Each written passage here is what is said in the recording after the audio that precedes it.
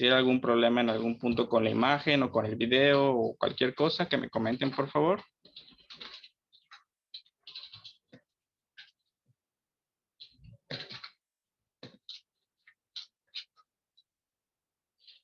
Y bueno, durante la clase pasada llegamos a esta parte donde se habla de la especie. ¿Ok? Mencionamos que una especie son un grupo de organismos genéticamente similares que comparten una serie de características como la posibilidad de reproducirse entre sí y producir descendencia, ¿no? Tienen una serie de distribuciones a lo largo del planeta muy establecidas, que cada especie vive en ciertos lugares. Las especies como tal son muy diversas y también son muy variables, ¿okay? Como podemos observar simplemente mirando a los seres humanos en el planeta. ¿Okay? Y muchas veces también disponen de un género, ¿no? Que es lo que nosotros conocemos como el sexo. Vamos a continuar con la siguiente. Maestro, ¿Sí? perdón por interrumpirlo, pero se me trabó, ahorita que abro la pantalla, voy a salir y voy a volver a entrar, ¿puedo? Ok, nada más no te tardes porque no podemos detener la clase, si no nunca terminamos. Ok, gracias. Sale. Bueno, el siguiente nivel de organización ecológica que vamos a ver recibe el nombre de población. ¿Ok? Ahora, la población es uno de los niveles de organización de cuando hablamos en general más interesantes para el estudio de la biología. ¿Ok? Una gran cantidad de estudios biológicos se hacen siempre a nivel de poblaciones. Ahorita vamos a ver por qué. Pero antes que nada vamos a empezar con la definición. Como ya hicieron la tarea que les marqué la semana pasada, ya deberían ustedes de tener una definición más o menos establecida de lo que es una población biológica. ¿Alguien quiere compartirlo?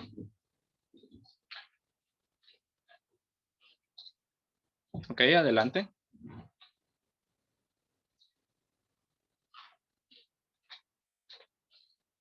No la tenías a la mano, ¿eh?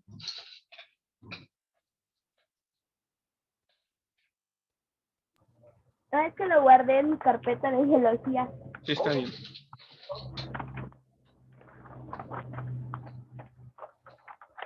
Es un conjunto de poblaciones de diferentes especies que interactúan en un espacio y tiempo determinado. Te acabas de confundir de definición y me leíste comunidad. ¿Cómo una población va a ser un conjunto de poblaciones?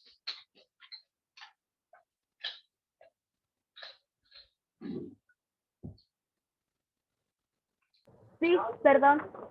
Conjunto de individuos que coexisten en una misma región, se relacionan entre sí y pertenecen a la misma especie. Muy bien, ¿ok? Sí, realmente esa es una definición sencilla de población. Tú sí buscaste la correcta. En otros grupos me daban la definición de poblaciones indígenas.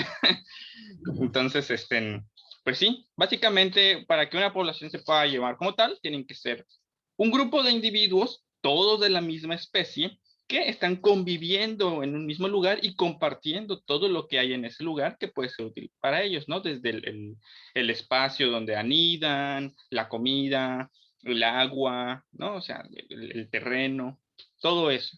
Entonces, esa integración entre los individuos del mismo sitio es lo que hace que una población sea interesante. ¿Ok? Ahora, vamos a hablar un poquito acerca de las características emergentes. Hay un montón de características emergentes medibles en una población. ¿Ok? Esas no las tienen que haber investigado. Si lo hicieron, qué bien, pero si no, por favor, completen su tarea. ¿Ok? Ahora, por puro raciocinio, cuando hablamos de poblaciones, ¿cuáles serían unas de las propiedades emergentes que podemos hablar? ¿Qué puede tener una población? La natalidad. Muy bien, natalidad, ¿qué más?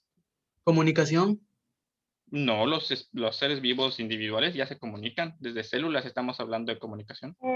Mortalidad. Mortalidad, natalidad, ¿ok? Y en Densidad. conjunto, muy bien. Todos esos datos medibles de una población, ¿cómo se llaman en conjunto? Término del INEGI. Las gráficas. Las gráficas son una herramienta para representar el No. qué. Tiene su nombre. Tiene su nombre. Bueno, está bien. Era para ver si se lo sabían, pero no pasa nada. Son los parámetros demográficos. ¿ok? Que también se les conocen como parámetros poblacionales, pero la palabra científica apropiada es parámetros demográficos, ¿ok? Y de hecho hay una ciencia completa que estudia solo a las poblaciones, que es la demografía, ¿ok? Entonces, entre los parámetros demográficos, pues tenemos la natalidad, que es el número de nacimientos netos que hay en una población. Tenemos la mortalidad, que es el número de decesos. Tenemos el crecimiento, que es el resultado de comparar la natalidad con la mortalidad, ¿ok? Si nacen más o si nacen menos de los que mueren, pues la población está creciendo o está decreciendo, ¿no? Y por supuesto, como tú mencionaste, está la densidad. Hay un montón más, número poblacional, tamaño poblacional, densidad eh, por espacios y por regiones, estratificación. ¿Puede ¿Sí? ser migración? Claro, la tasa de migración también está relacionada con el crecimiento, pero es un parámetro adicional. Está la emigración, ¿sí? Entonces, está las edades, la estratificación por edades. Entonces, todos esos son en general y en grupo los parámetros demográficos, ¿ok? Y la presencia de todas estas propiedades emergentes es uno de los motivos por los cuales estudiar las poblaciones es interesante, ¿ok? Pero hay cosas más biológicas para hacer interesante el estudio de poblaciones. Y vamos a ver un poquito de eso. Una población tiene algo que en biología se conoce como la piscina genética. ¿Ok? Este nombre así medio extraño. ¿Qué es una piscina genética? Bueno, nosotros, individuos pluricelulares, seres vivos completos, plenos, con todas las características que debe tener un ser vivo, tenemos un genoma. ¿Ok? En cada una de nuestras células hay una copia de todo el ADN que nos conforma y que hace que seamos como somos. Por lo tanto, cada ser vivo tiene su propio genoma, ¿ya? Ahora, cuando tú hablas de una población, con todos los seres vivos, con todos los individuos que conforman esa población, cada ser vivo tiene su propio genoma, ¿ok? Pero no todos los individuos de una población son idénticos, ¿ok? De hecho, una constante de la vida es la variabilidad, lo vimos en el estrato, en el nivel de organización anterior, ¿no? La variabilidad y la diversidad es una constante. Entonces, cuando tú agarras a una población y juntas todos los genomas que colaboran cada uno de los individuos de esa población, obtienes una variedad de genes que conforman la piscina genética. Por ejemplo, vamos a agarrar el salón de clases, ¿ok? Vamos a decir que el salón de clases es una población, ¿ok? Muy chiquita, pero una población. Ahora, en el salón de clases tenemos 10 alumnos con los ojos café oscuro, 5 alumnos con los ojos color verde claro, 2 alumnos con el color de ojos azul claro y ahí hay un alumno por ahí perdido que tiene los ojos de color miel, ¿no? Bueno. Entonces, cada uno de ellos tiene genes que en su información contienen la información para el color de ojos, ¿ok? La piscina genética entonces tiene genes, tantos genes para este color de ojos, tantos genes para este color de ojos, tantos genes para este color de ojos, ¿ya? Y así lo hacemos con todas y cada una de las características que como especie nos definen. La altura, el género, el color de piel, la forma de la cara. Si tenemos alguna enfermedad de carácter genético o alguna intolerancia, no sé, alergias, intolerancia a la lactosa, todas esas características están definidas por nuestros genes y nosotros las incorporamos. ¿Por qué? Porque cuando hablas de una población y hablas de una interacción entre los individuos, obviamente también estás hablando de reproducción. Entonces, cuando en una población natural, vamos a decir, llega el momento de la reproducción, toda esa piscina genética hace una mezcolanza. ¿Okay? Y la descendencia que va a definir las características de tu siguiente generación por ejemplo, aquí, ¿no? De pingüinitos, depende de la piscina genética que tiene en este momento tu población. ¿Okay? Entonces, eso es es un campo de juegos para el estudio biológico, ¿ok? Es muy, muy interesante hablar de esto. ¿Por qué? Porque las poblaciones son muy variadas, ¿ok? Una población está ubicada en un lugar específico. Tenemos poblaciones de pingüinos de Madagascar, tenemos poblaciones de pingüinos en Siberia, tenemos poblaciones de pingüinos en Groenlandia, tenemos poblaciones de pingüinos en muchos otros lugares, ¿ok? Entonces, eso hace muy, incluso muchos estudios son de, compara la población de aquí con la población de allá. Son la misma especie, pero son distintas poblaciones. Y al comparar esas poblaciones es cuando empezamos a observar nuestra siguiente característica emergente, evolución. ¿Okay? A nivel de poblaciones aparece por primera vez en el término de los seres vivos la palabra evolución. Y fue Darwin el que empezó con esto en sus momentos, con lo del viaje del Beagle y sus mareos y sus vómitos. ¿Okay? Evolución. Ustedes pensarán, los seres vivos evolucionan, ¿no? Es parte de nuestra constante. Yo, por ejemplo, puedo evolucionar. ¿Será? La respuesta es no. Un ser vivo solo es incapaz de evolucionar. Es más, nuestra evolución, nosotros en algún punto de nuestra vida, todos evolucionamos, pero eso sucedió en el momento en que fuimos concebidos. ¿Okay? Cuando un espermatozoide se unió con ese óvulo y formó nuestro primer organismo y empezamos a convertirnos en un embrión, se definió nuestro estadio evolutivo.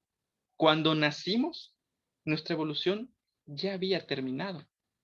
¿Okay? ¿Y cuándo nosotros vamos a poder ser partícipes de un proceso de evolución otra vez?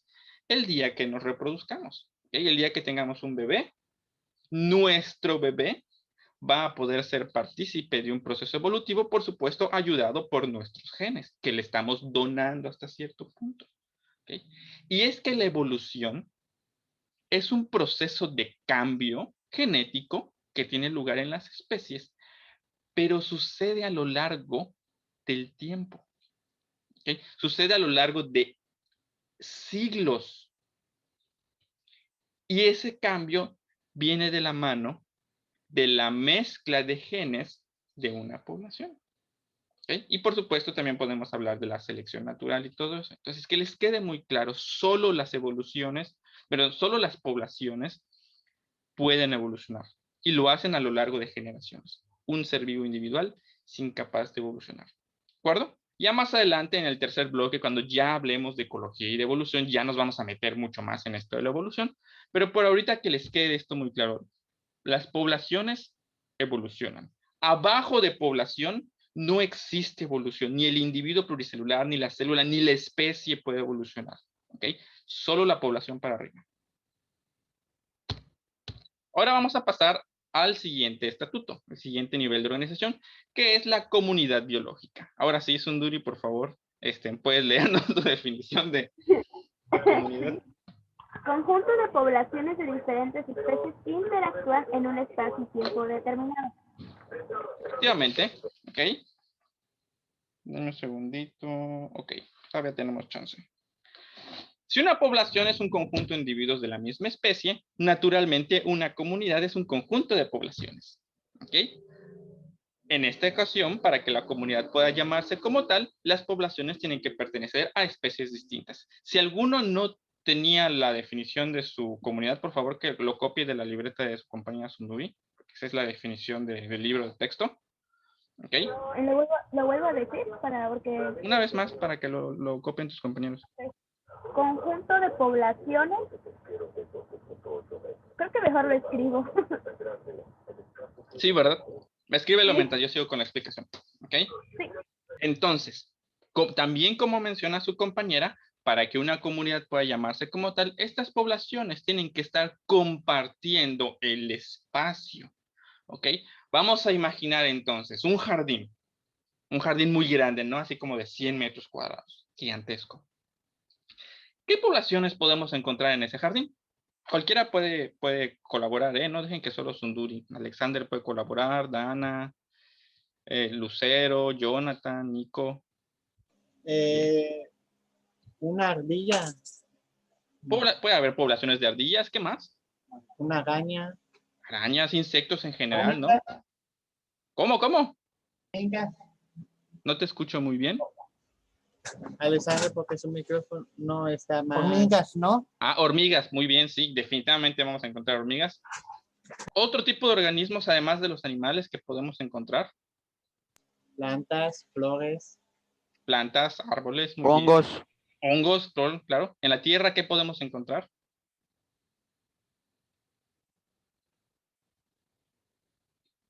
Animales, plantas. ¿Qué otro tipo de organismos hay además de esos? Bacterias. Bacterias, claro. Hay poblaciones de bacterias.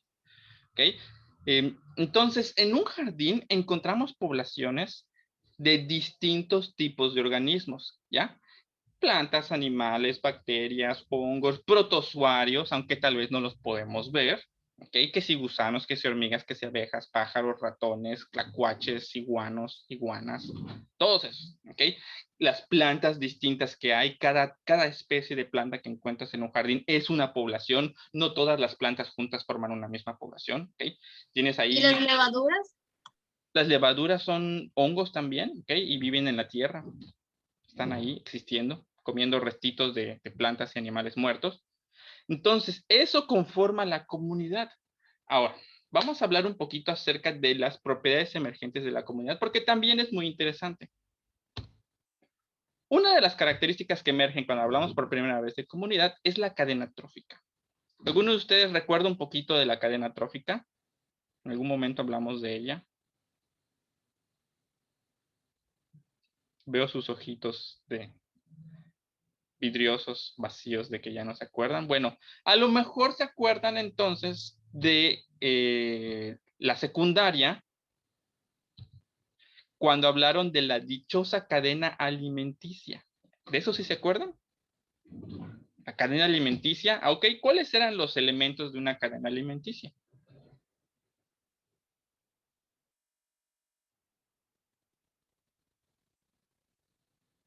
No puede ser, les voy a pegar. Maestro, ¿puedo intentar? Sí, claro. La luz solar atrapadas por las plantas y de un Ajá. animal herbívoro come a dichas plantas, luego uno carnívoro y si viene otro carnívoro más grande y cuando mueren los organismos pluricelulares, creo, se empiezan a devorar y obtienen energía y así sería, ¿no? Sí, eso de hecho básicamente es una descripción de la cadena alimenticia. Y esa cadena alimenticia está conformada por eslabones, ¿de acuerdo?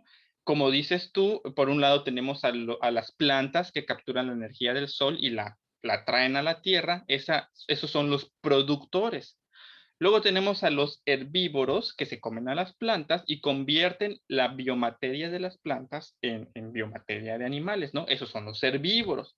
Luego están los que se comen a los herbívoros, que son los consumidores secundarios o depredadores primarios, ¿no? Y luego tenemos a los que se comen a esos depredadores, que son depredadores todavía más grandes, que son los depredadores secundarios. Y luego tenemos a los depredadores tope y luego a los superdepredadores.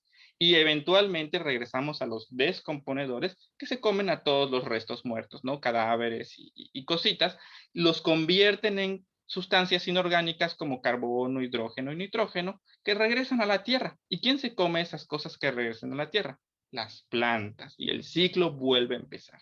¿Ok? La cadena trófica es el nombre que recibe este proceso. En algún momento se nos enseñó como la cadena alimenticia, ¿no?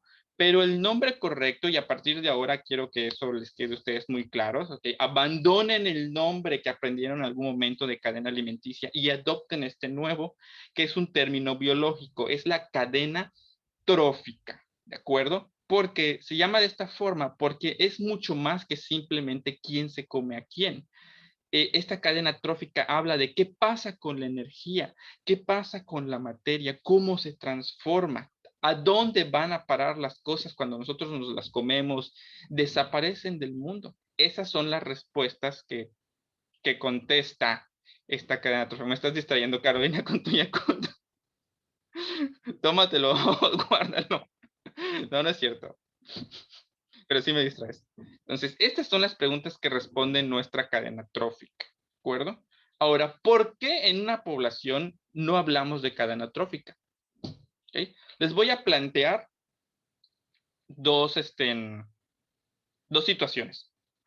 Imaginemos en la estepa africana, ¿ok? Imagínense ahí el rey león con todos los animalitos que hay ahí. Tenemos a los leones, ¿ok? Una población de leones. Ahora, los leones machos son medios canijos, ¿ok? Tienen el mal hábito de comerse a sus crías, ¿ok? Los leones machos, cuando llega el momento reproductivo, buscan activamente a las crías que acaban de tener para matarlas y en un momento dado comérselas. ¿Por qué? Porque ellos tienen hasta cierto, no es que tengan miedo, porque son animales, pero instintivamente saben que cuando crezcan esas crías, los pueden llegar a sacar de su posición de líderes de la manada y pues obviamente eso no, instintivamente ellos no desean eso, ¿no? Entonces hacen esto. Puede parecer un poquito extraño, pero así es como sucede. ¿Okay? Y yo les pregunto, si león se está comiendo al león de su misma población, ¿podemos hablar de una cadena trófica? No me respondan todavía. Y luego tenemos el comportamiento normal de los leones. Los leones están comiendo a los antílopes, ¿no? Del herbívoro al carnívoro de dos poblaciones. ¿Podemos hablar ahí de una cadena trófica? Adelante. Intenten contestar. Bueno, con el león y que coma a la cría de otra de su misma especie no lo es porque no va a aportar nada a la naturaleza. En cambio, por ejemplo, no sé, el ciervo corre por su vida porque el león se lo va a comer, sí, porque va a aportar algo a la especie, algo en los genes. Más o menos. Efectivamente, el primer ejemplo no es un ejemplo de cadena trófica. El segundo ejemplo sí lo es. Sin embargo, el motivo es mucho más sencillo que esa reflexión filosófica que nos hiciste. ¿Ok? Es muy sencillo. ¿Qué tiene que tener una cadena para hacer una cadena? Ya no hablamos de cadenas tróficas. Una cadena normal, común y corriente. ¿Cómo se llaman estas? Préstame una cadena. ¿Cómo se llaman estas piezas que conforman una cadena? Enlaces. Enlaces o eslabones, ¿ok? Efectivamente, para que una cadena pueda llamarse cadena, tiene que tener los eslabones que la conforman, ¿de acuerdo? Cuando el león se come al león, ¿cuántos eslabones tenemos? Solo este. No hay una cadena, no hay una transferencia entre diferentes niveles. Efectivamente, estamos hablando de un proceso de alimentación e incluso ese león que es asesinado se va a convertir en parte de la biomasa de otro león y luego sus restos van a ser eliminados a través de la defecación y todo eso. Pero el eslabón es el mismo. ¿Okay? No hay una transferencia de nada. A diferencia de cuando los leones se comen los antílopes, del herbívoro al carnívoro, ¿de acuerdo? Por eso solo hablamos de cadena trófica a nivel de comunidad. Las poblaciones no presentan cadenas tróficas, ¿de acuerdo? Otra propiedad emergente de las comunidades, la competencia. Este es súper interesante, me encanta la competencia biológica, ¿ok? También entre alumnos, es muy divertido verlos competir entre ustedes, ¿ok? La competencia. Cuando tienes diferentes poblaciones de diferentes especies compartiendo el mismo sitio, nunca faltan las peleas por el mismo recurso. Y es que aunque cada especie tiene sus necesidades muy particulares de esa especie, muchas veces estas necesidades se contraponen con las de alguien más. Clásico, el agua. Todos necesitamos agua, no importa si eres bicho, hongo, bacteria, planta o león o antílope. ¿Okay?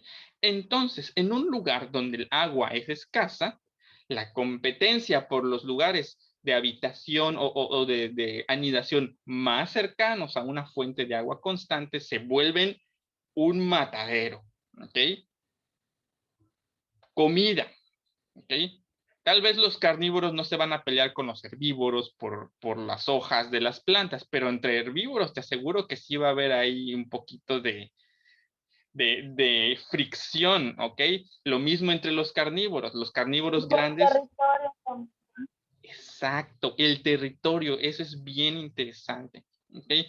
Un espacio físico solo tiene cierta cantidad de espacios adecuados para la anidación, ¿ok? No todo el espacio de un ambiente es apto para vivir, solo ciertas partes, las cuevas, las colinas que están protegidas. Si eres un ave, pues las densidades de árboles, ¿ok? Un arbolito solito allá abandonado no es un buen lugar para vivir, tiene que haber varios, ¿ok? También si eres un mono, si eres un animal acuático, bueno, los espacios de agua.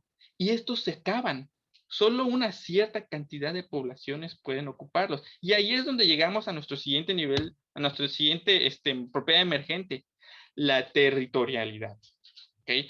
Las poblaciones que conviven en un mismo sitio van a manejar territorios. ¿Okay? Eso es muy importante y tiene mucho que ver con eso. ¿Okay? Digamos que en este ambiente, en este jardín, chispas, no estamos quedando sin tiempo. Solo tenemos espacio para 4 poblaciones que viven en cuevas, porque solo hay 4 cuevas. ¿Okay? ¿Y qué pasa si llega una quinta población de organismos que quieren vivir en cuevas? O no se va a poder establecer, las que ya están establecidas la van a rechazar, o bien esta nueva población va a tener que desplazar a una que ya está existente a través de la competencia, ¿ok? Y esa otra o se va a tener que ir o simplemente va a morir, ¿de acuerdo? Entonces, esto es la territorialidad. Y les digo, viene muy de la mano con la competencia.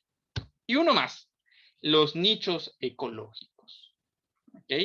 Así como hay espacios en un ambiente determinado, hay funciones. Ahora, la verdadera definición de nicho ecológico es una verborrea muy extraña, ¿ok? Nos habla de hipervolúmenes de n dimensiones, pero antiguamente la definición de nicho ecológico era simplemente la función que cumple el ser vivo dentro de un ambiente determinado, ¿ok? Y hoy en día, pues, sigue siendo una definición más o menos válida. Entonces vamos a manejar esa y ya más adelante cuando veamos ecología, les doy la otra definición para que no la entiendan, ¿ok? Y ya vemos qué hacemos en ese momento. Pero por ahorita nos vamos a quedar con que un nicho ecológico es la función que cumple las poblaciones de seres vivos dentro de su ambiente, ¿ok? Y cuando hablamos de funciones, no estamos hablando de la cadena trófica, ¿ok? No estamos hablando, herbívoro, carnívoro más grande y descomponedor. Esas no son funciones, ¿ok? Esas son cadenas tróficas. Funciones como, por ejemplo, el grupo de organismos que controlan la población de gusanos, o de orugas, pues, para no usar una palabra así extraña, orugas. ¿Okay? ¿Cuáles serían los que ocupan ese nicho ecológico? Los pájaros, los iguanos, ¿no? ¿Y por qué es importante controlar la población de orugas? Porque si no controlas la población de orugas, se van a comer todas las plantas. ¿Ok? Si no hay nadie que los controle, explotan y destruyen la vegetación. Entonces tiene que haber organismos que los controlen. ¿Ok? Ya no van a tener, ¿Mande, mande? ya no van a tener víveres, y más, por ejemplo, si los inviernan. Claro. Entonces, entre las poblaciones existen ese tipo de interacciones de quién hace esto, quién hace el otro, quién controla esta población, quién ayuda a este otro, ¿no? Los hongos, por ejemplo, muchas veces ocupan el nicho ecológico de capturadores de nutrientes para las plantas. De hecho, existe un fenómeno llamado micorrizas, que es cuando una planta y un hongo se hacen amigos, trabajan juntos y logran crecer los dos mucho más que si trabajan solos. Entonces, esos nichos ecológicos también son un estudio bien interesante de lo que sucede en las comunidades, ¿ok? Muchos estudios tratan de estos nichos ecológicos. Llega el grupo de biólogos sin nada que hacer. A ver, vamos a agarrar a este animal. ¿Qué hace? O sea, ese tipo de cosas. Esas son las preguntas que a veces se responden, ¿no? Entonces, vamos a poner una pausa hasta aquí. Ya nos estamos quedando sin tiempo y ya van a dar las 10. Entonces, vamos a hacer stop. Y los veo aquí a las 10 en punto, ¿de acuerdo? Para nuestra segunda parte. Ya casi terminamos con esto. Maestro, ¿sí vio el link? ¿Mandé? ¿Sí vio el link que le mandé de apadrinar a un pingüino? ¿Dónde me lo enviaste? ¿Por correo? Por WhatsApp. No he visto nada ahorita de mi WhatsApp. No, es que me apareció como que ya lo vio. La verdad es que no recuerdo haberlo visto, pero pues ahí lo reviso. A lo mejor solo lo abrí y no me fijé lo que era. A veces hago eso. Ah, sí lo vi. Tienes razón. Pero no le piqué. Lo siento. No me gusta abrir links de WhatsApp. Luego lo checo. Voy a finalizar la sesión por ahorita. Les veo a las 10 en punto. Diego. Vayan a estirarse.